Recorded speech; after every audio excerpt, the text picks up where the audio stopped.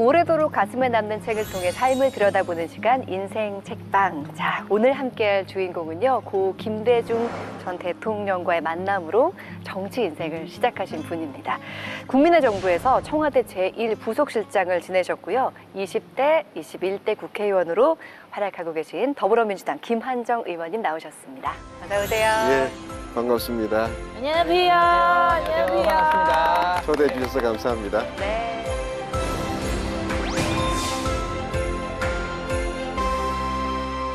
오늘 함께할 책은요, 고 김대중 전 대통령의 옥중서신, 그 첫 번째 이야기입니다.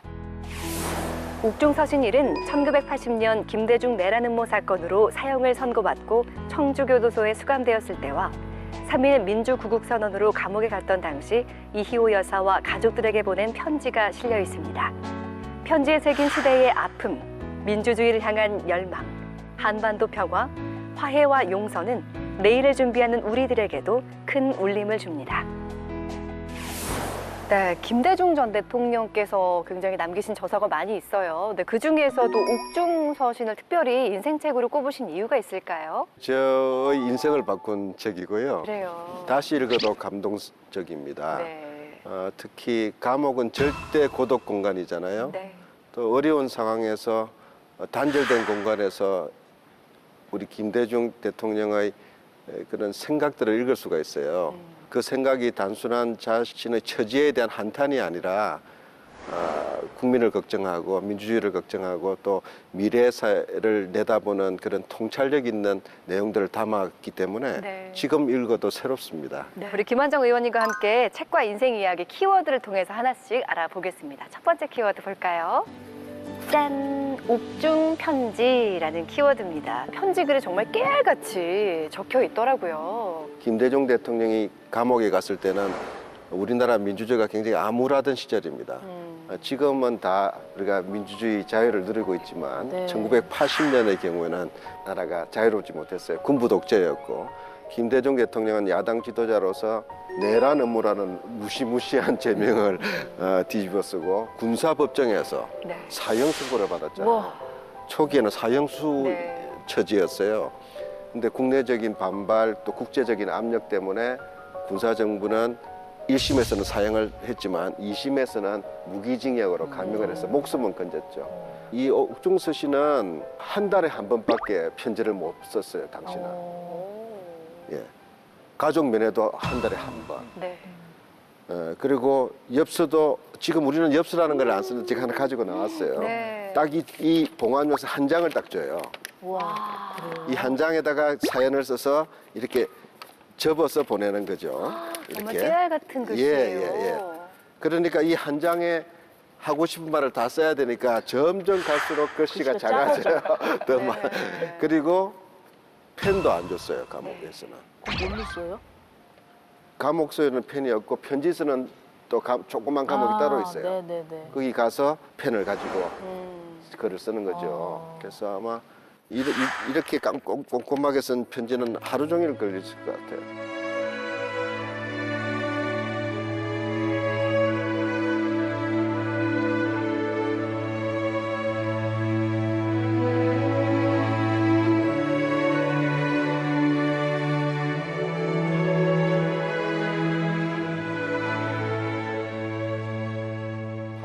년 9월부터 82년 12월 미국으로 이제 강제로 망명을 떠날 때까지 29통의 편지를 모아서 보니까 한 책이 한 권이 됐어요. 그때요? 그때 기억? 우리 대학교 때는 전쟁터였죠. 학교 안에 경찰들이 주둔해 있었으니까요. 연일 반정부 시위가 벌어졌습니다. 민주주의를 외치다가 대학교에서 옥상에서 떨어져서 목숨을 잃는 학우들도 봤어요. 대학교 때 이 학생운동 하시다가 감옥을 가신 적도 있었다고. 네, 저도 올해는 아니지만 한 네. 1년 감옥살이를 했습니다. 의원님은 옥중 편지는 없나요?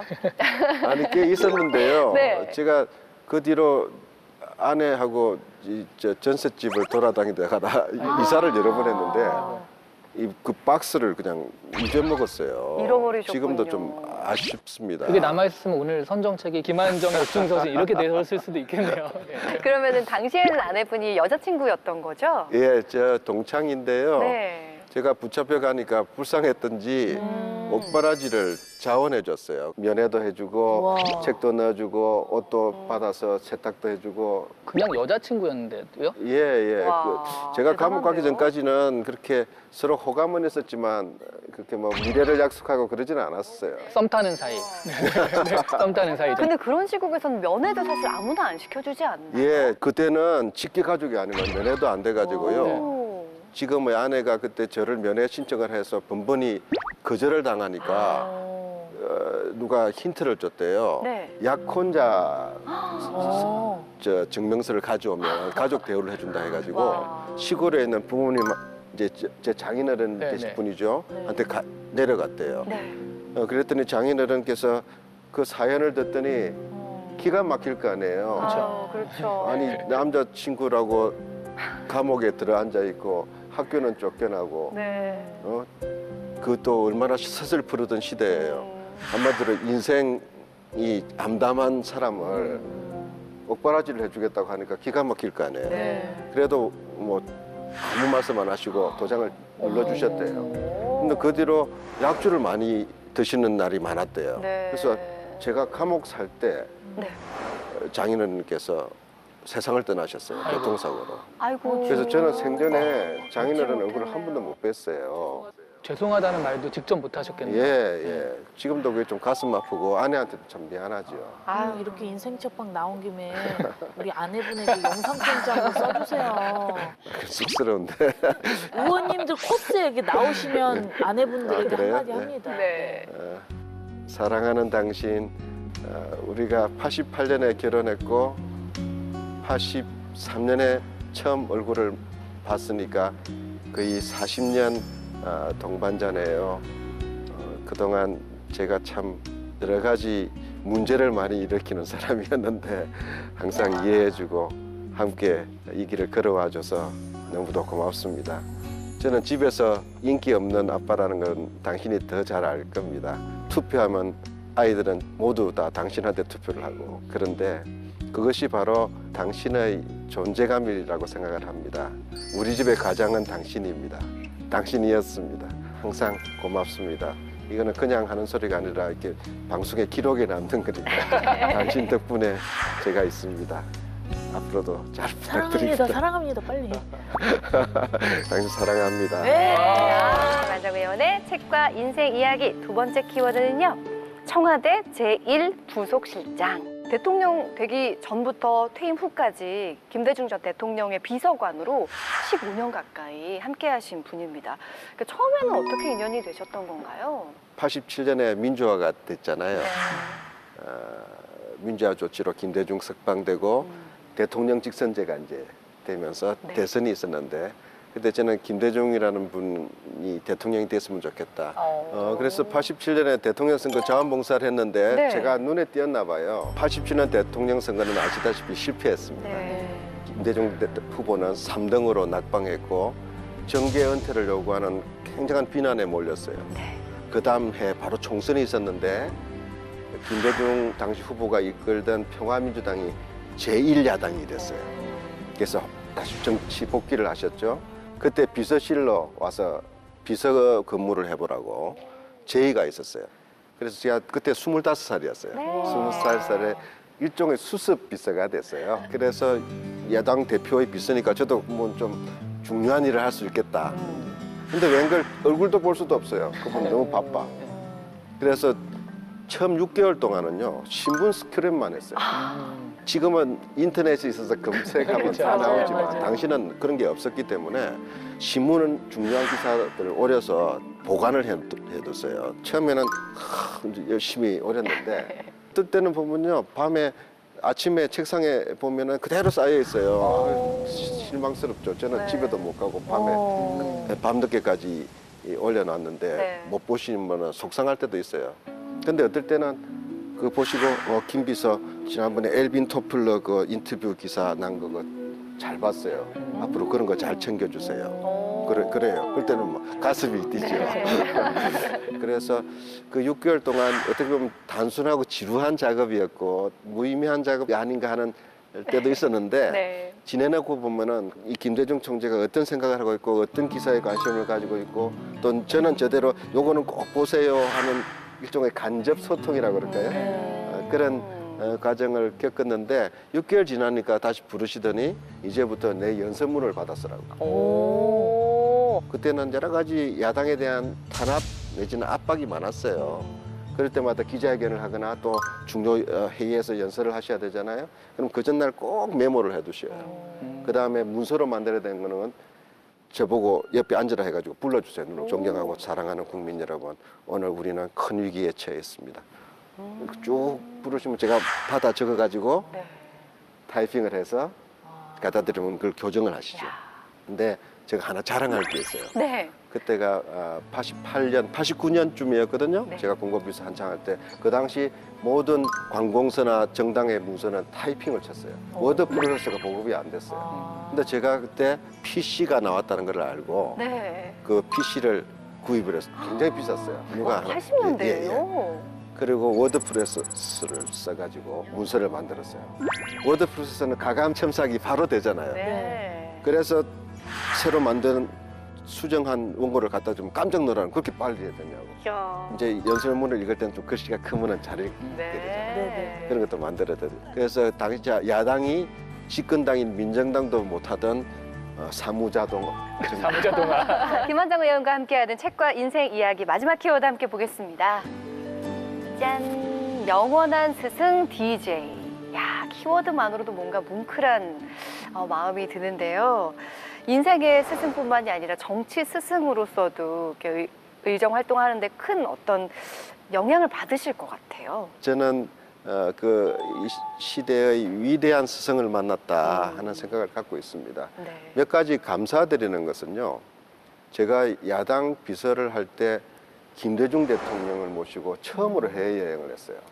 그때가 처음으로 베를린 장벽이 무너진 것을 보고 소련이 무너진 러시아를 가보면서 저도 제 생각이 완전히 바뀌게 됐죠. 시대의 흐름이 세계가 이렇게 급변하고 있구나.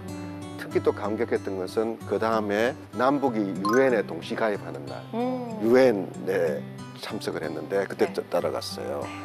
91년에 우리 대한민국과 북한이 같이 유엔 가입국이 되는 그 새로운 변화의 현장을 보면서 네. 우리가 살아남기 위해서는 우물안 개구리가 돼서는 안 되겠다. 글로벌 시민이 돼야 되고 글로벌 경쟁력이 없이는 우리 대한민국은 미래가 없다 하는 확신을 갖게 됐습니다. 그 우리 대한민국이 지금 K-팝, K-푸드, K-드라마, 모든 이제 K-반도체 지금 한국은 물이 올랐어요. 그런데 우리를 위해서 보장된 길이 아니에요. 그렇기 때문에 글로벌 이 환경에서 대한민국이 더 잘할 수 있고 또 생존해 나가려면 외교를 잘해야 된다. 그걸 저는 김대중 대통령한테 배웠어요. 김대중 대통령은 글로벌 지도자였습니다. 그 다음에 우리 경제가 잘 되려면 국민이 서로 통합되고 단합돼야 된다. 그러려면 빈부격차 줄여야 되고 경제적 약자 돌봐야 되고 복지체계 튼튼하게 갖춰야 된다 하는 그런 생각을 가지고 계셨어요. 그런 김대중 정신이야말로 우리 대한민국이 나아갈 길에 대해서 큰 흐름에서 저는 방향을 주셨다고 생각하기 때문에 그분의 비서로서 제가 경험한 것이 소중한 자산이 되고 있다고 생각을 하고 있습니다. 이 책을 통해서 젊은 세대들이 어떤 걸 느꼈으면 하는 마음이 있으세요?